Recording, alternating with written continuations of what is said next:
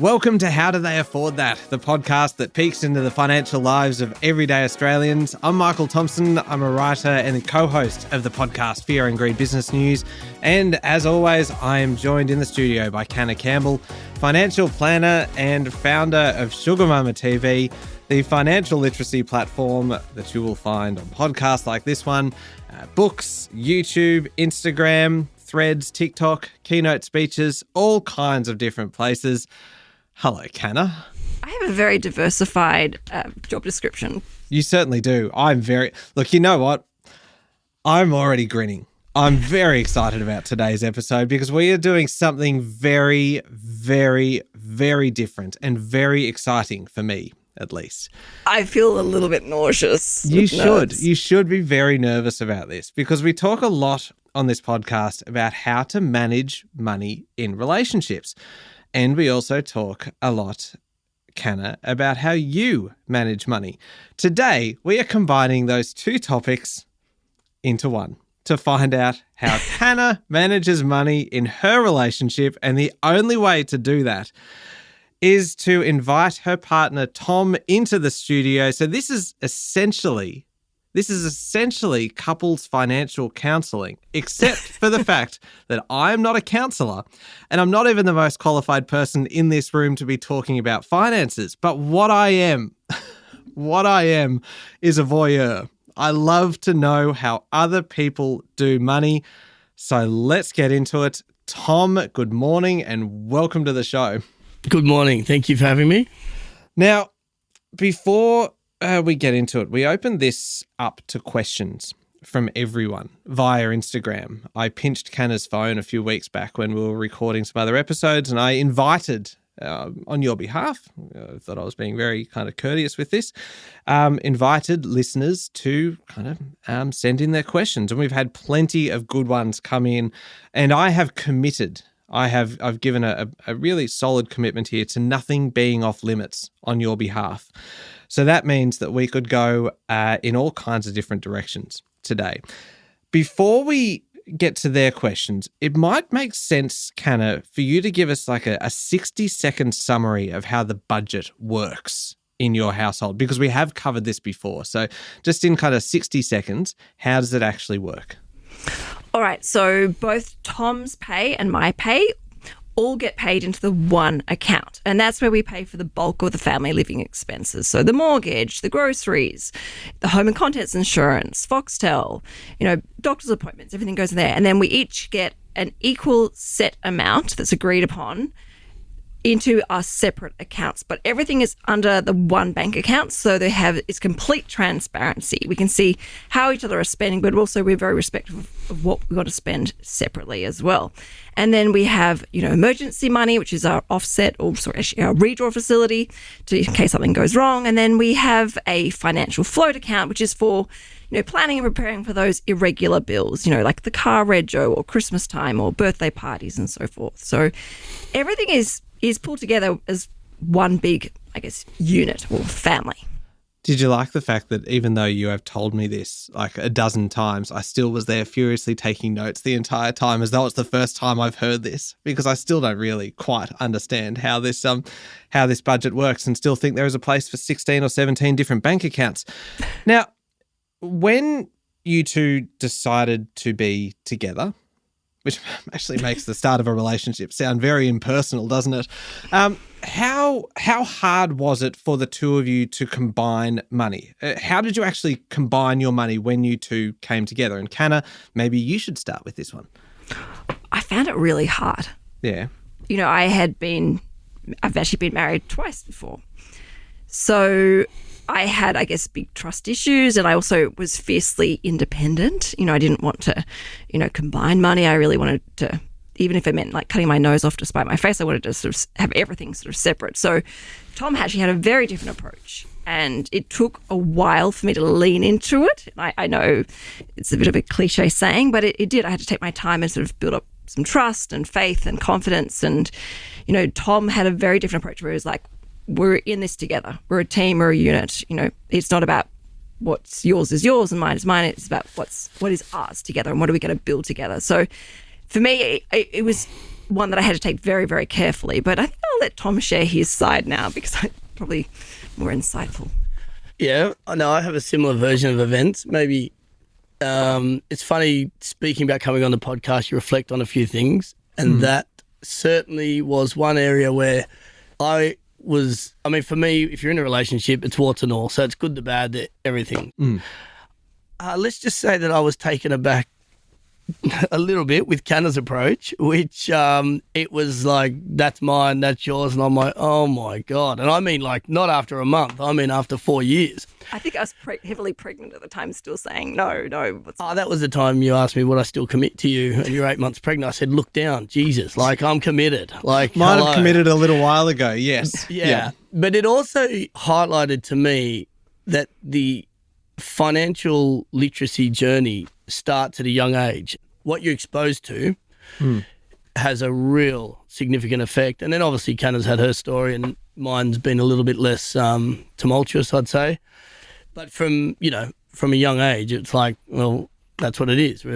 That's what we'll, as a partner, it's, if you inherit a 10 million house or you inherit 10 million debt, that's what you inherit. That's what you take on. So that caused no end of grief during a period of time, to the point actually where one example where Canna here we go. This is now falsely accused me of embezzling money in our from her account or something stupid. I said, very hormonal time. I said, well, let's sit down and have a look. And it turned out that she was making all these transactions, and as she said, she was hormonal and probably wasn't really adding them up. And I was like, well, there you go. You're stealing from yourself. So I genuinely thought he was taking money out of well, you didn't say I was taking. You sort of said I had spent it, but it was, and so that I think that was a big turning point. But for me, I'm like, oh, whatever, But Canna got a bit worked up. Yeah, I got really. It was a very confronting moment, and I had to really face my trust issues and learn to move on from there and to grow into a better person and a better partner. There is a lot in all of that. And now I actually don't know where to go. I'll start with kind of then, Tom, because Canna has a very disciplined approach to money. It seems as though everything is quite mindful, really, in the approach to budgeting, in the approach to spending, and very much a long-term view of kind of where the family is heading. How did you find that coming into that? Because prior to kind of meeting Canna and being with Canna, were you a bit more kind of frivolous with your spending? And did you find it difficult to change to this system that is really quite strict? Yeah, I think you make a couple of very good points. I was definitely frivolous, but I was also live within your means. That was something instilled as a young age. And whether I'm having whether you're down at whatever restaurant it is spending X amount on a long lunch, fantastic. Or if you're having a sausage on a barbecue, and I'm happy with either. You live within your means.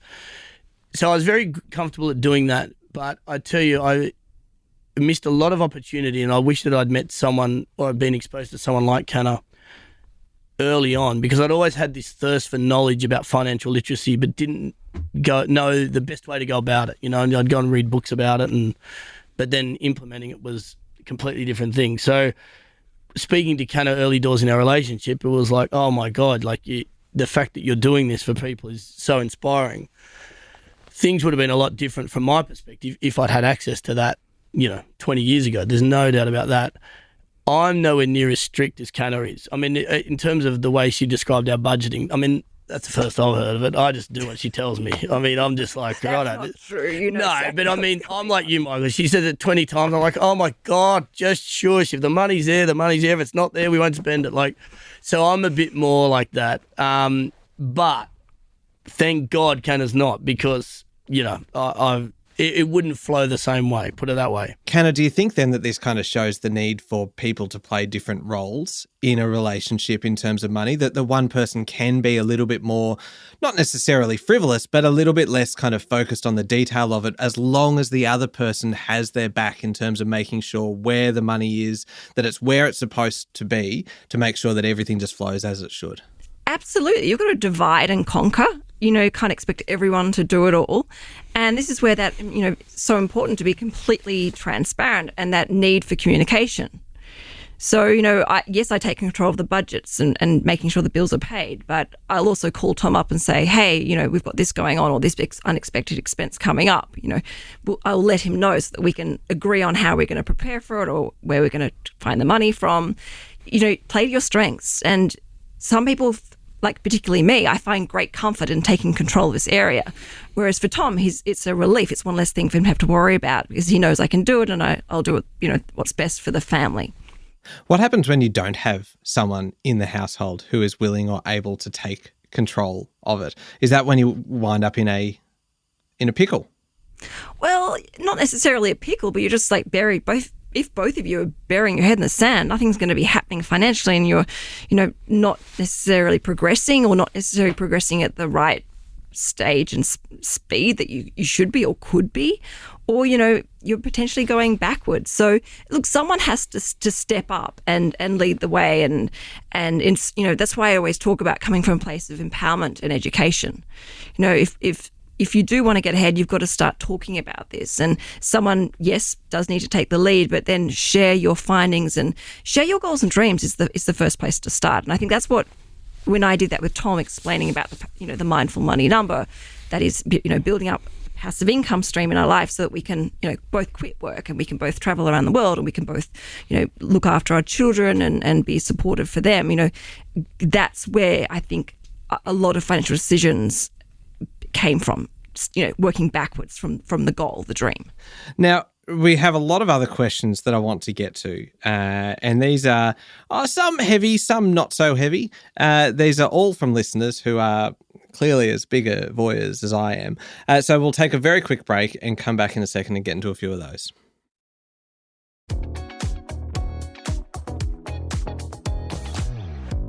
Canna, we are talking today about money and relationships, and not just any relationship. We're talking about money in your relationship. And for that, we have your partner, Tom, in the studio with us today, which has been fascinating so far. And we've had some kind of pretty tough questions come from listeners because, of course, we opened it up via your Instagram, via a stolen phone and an Instagram video that I posted on your behalf, inviting questions on anything. There was nothing off limit, and so far they've really delivered.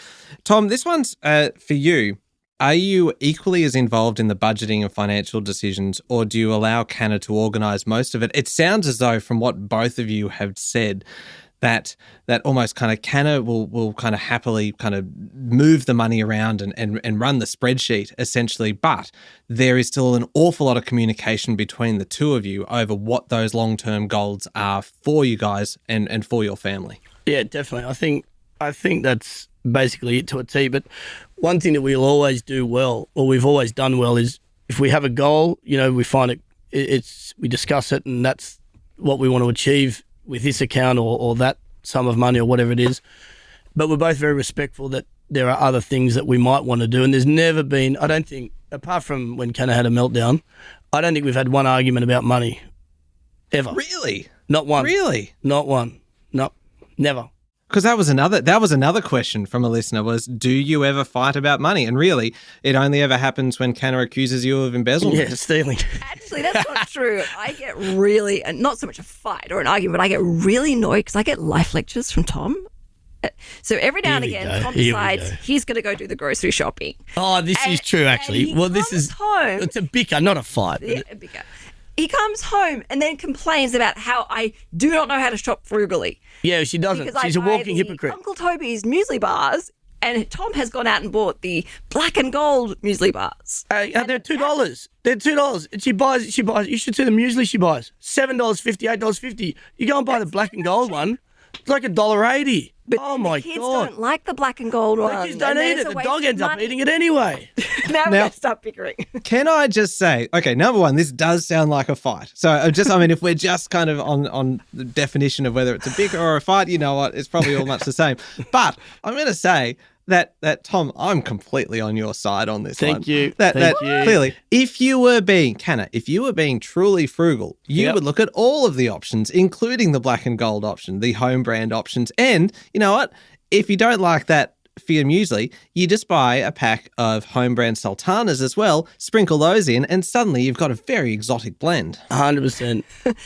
Well, when my kids are throwing food across the room on the ground and the dogs end up eating it, that is money being wasted. So I would rather have them have food in their tummy and they eat it and enjoy it. Otherwise, it is a complete waste of money. And by the way, we do not buy $8 muesli. I get the Coles home brand muesli. It is delicious. Now you do, because I exposed you. No, I just discovered that. I should see the loaf of bread. There'll be a $1.80 option. Buy the $1.80 option. She gets the $5.50. Well, sometimes the preservatives are just... You need to look quality over quantity, and obviously your health, you're investing in along the way.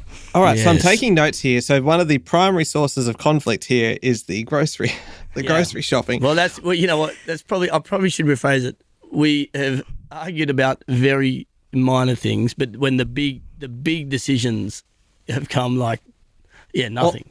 To me, I think that's pretty natural, isn't it? That I mean, everyone is going to bicker over those little things in terms of the grocery shopping. But if you guys can be aligned on the big ticket items and know that you're working towards some common goals, then that will take out a lot of the potential conflict. Can I ask you perhaps a slightly salacious question? And this is not from me. This is from a number of listeners who added this one on Instagram. And I've been tossing up whether to ask you because it actually feels just very kind of cheeky asking it, but I'm going to do it anyway because it wasn't me that asked it in the first place. Binding financial agreement or not? Canna? No. I know this is going to come as a huge shock, but no. Oh, that's not now. Michael, I'll tell you right now, if Canna and I have ever had a significant argument about something, let me tell you, she already knows who's getting what in the divorce settlement, how she's going to get it, and how I am going to get absolutely nothing. So she doesn't need, she's been there, done that twice, she's all over it. Me, on the other hand, no.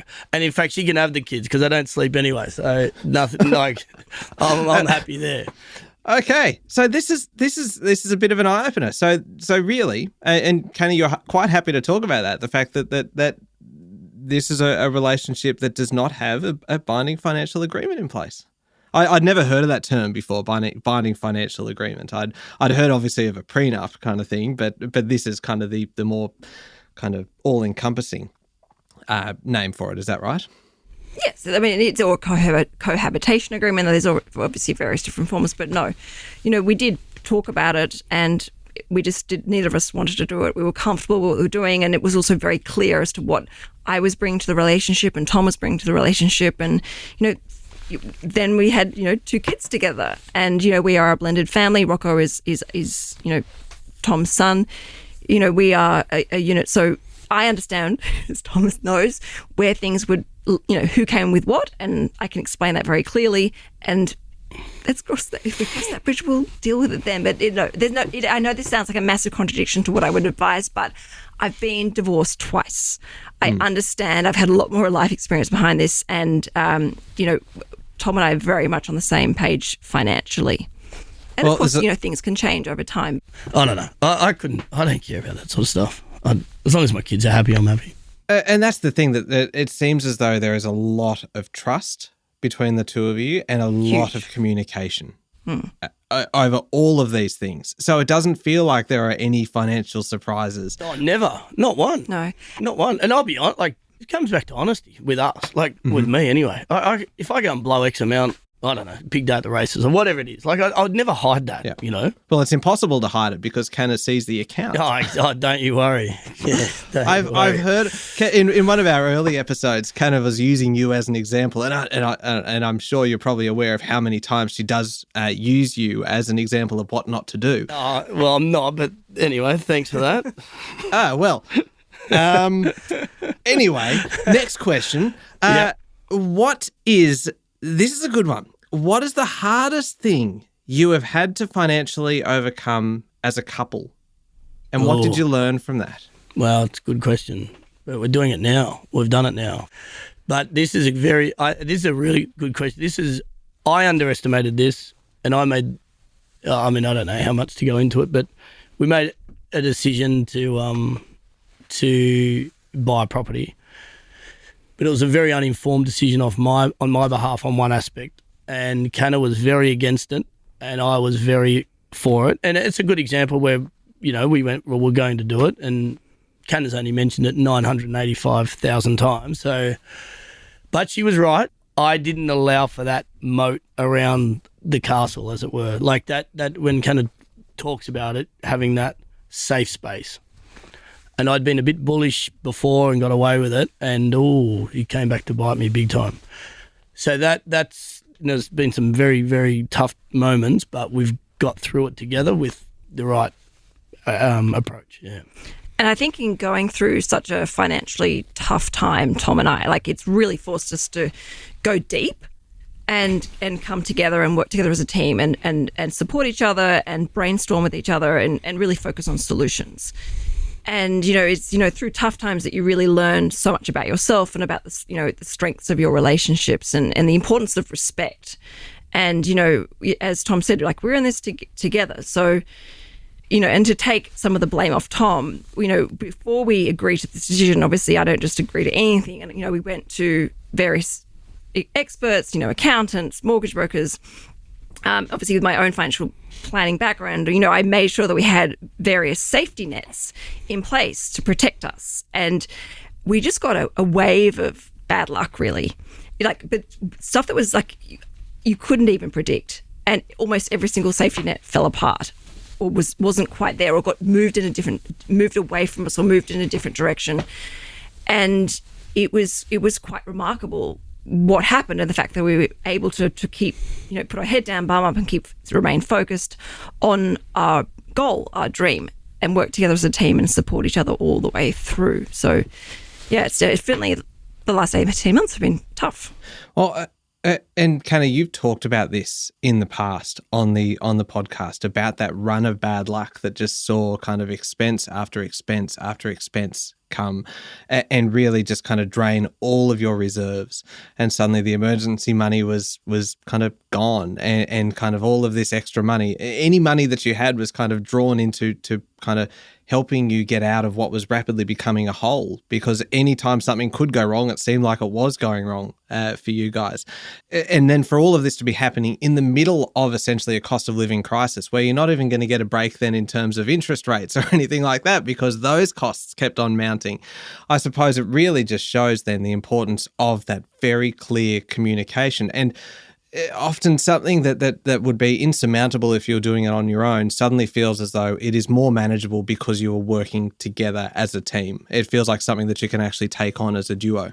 Oh, for sure. And I think out of adversity comes opportunity. There's absolutely no bones about that. Success, you learn nothing. And it's from that perspective, what we can impart on our children and or, things that have happened that wouldn't have happened in not being in this position have been potentially huge blessings in disguise that we're forced to do things outside the box, and it's so far have hung in there. But yeah, it's been it'll be Canna's next book.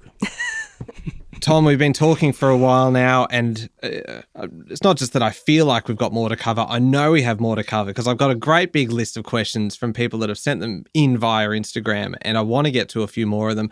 We are out of time for today, so I'm hoping that you might stick around and we'll turn this into a double episode set. Are you happy to do that? Sounds good. Excellent. All right, Canna, where can we find you? The best place to always get in contact with me is on Instagram at SugarMamaTV.